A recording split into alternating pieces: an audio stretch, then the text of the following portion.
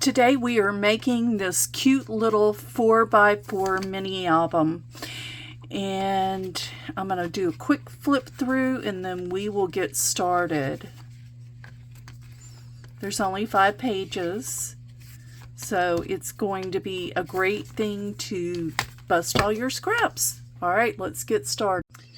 Here are the supplies you need. You're going to need a 3x4 cut apart and 4 pieces of paper that measure 4 inches by 4 inches. You're going to need 2 pieces of chipboard for the covers that are 4 1/8 by 4 1/8. You will need paper to cover the covers, and mine is 5 1/2 inches by 5 1/2 inches. These are going to be the pages. You're going to need 3 pages that are 110-pound cardstock that are 4 inches by 4 inches. And then 2 pages that are 110-pound cardstock that are 4 inches by 7 inches. And you're going to score them at 4 inches. Okay. Then you will need 10 pieces of paper in varying, whatever you want to use. That are 3 7/8 by 3 7/8. And then you will need 4 pieces that are 2 7/8 by 3 7/8. And then you will need pockets, which are whatever height you want, but these are just pieces that I cut from scraps, and they're 3 7/8 inches wide by whatever, at least an inch if they're just going to be little pockets, okay? And I will have a cutting guide for this, okay? All right.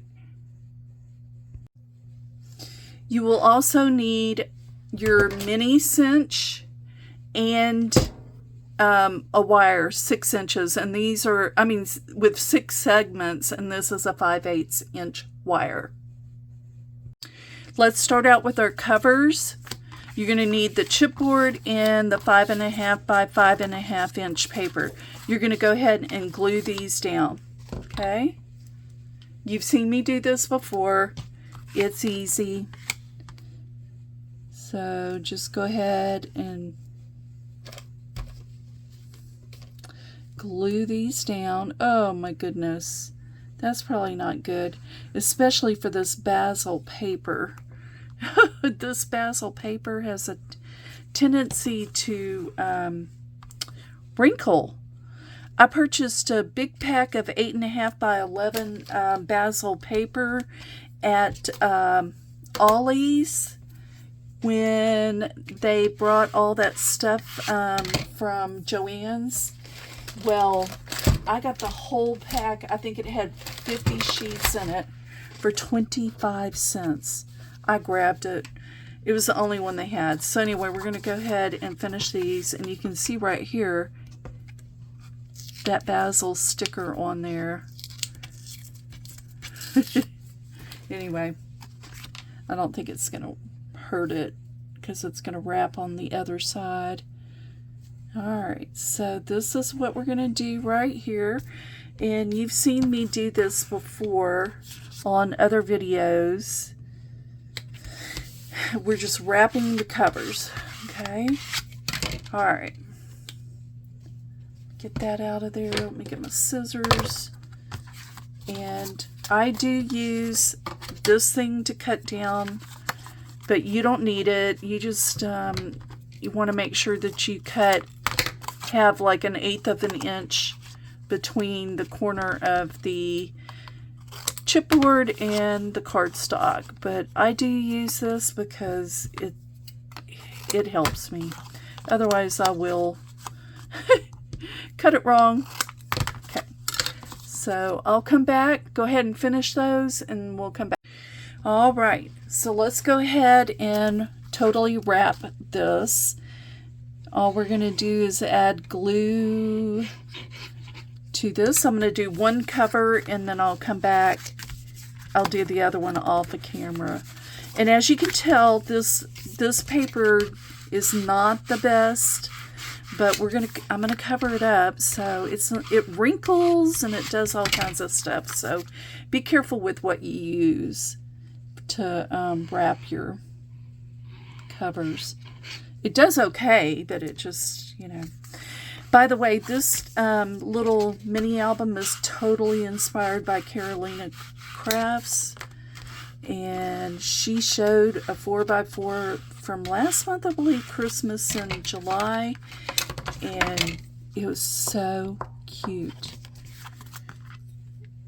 And I just made a simple version of this. This is a great scrap buster. I mean, you could definitely do a lot of scrap busting with this one. But I used a combination of a graphic 45 paper, which I believe it's Autumn Greetings, and then the new oak and thistle paper from Craftsmith from Michaels. I use that to kind of stretch this paper because this paper's expensive and I don't know if you can get it anymore. It is absolutely gorgeous, but anyway, you'll see. I mean, you saw the flip through from that other album, so anyway. Okay, so this cover is wrapped. I'm going to go off camera and do the next one. All right, I've wrapped the covers, and now I want to go ahead and I'm going to do the front cover first. So I'm taking that 4x4 paper that I have, and I want to go ahead and cover my front and put my 3x4 card on there. If you wanted to, you could go stitch this and do all that with it. I don't know how to do that, so I'm going to put my cover on. I'm using this, which is a different color scheme, which I love, but it's totally different color scheme that I'm not used to, but hey, we're going with it. Why not? And this, so I'm just doing the front cover and adding the 3x4 card. Here is the reference if you want to look at that. That's all I'm doing. This is just the front, and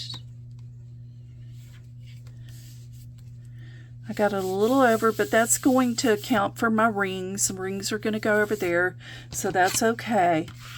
All right, and then the back cover, I definitely want it to be the outside that same plaid. So I'm going to go ahead and glue this on here while I have it. And then we'll glue the inside covers.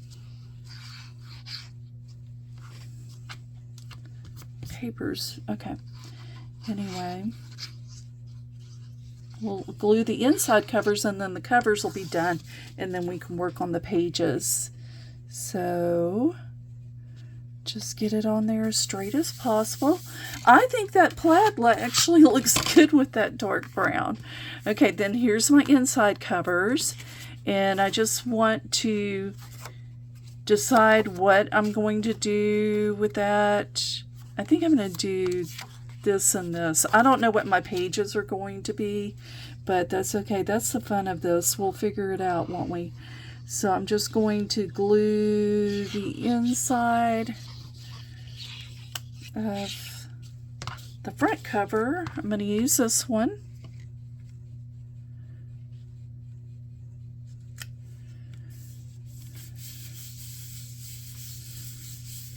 Okay, and then this.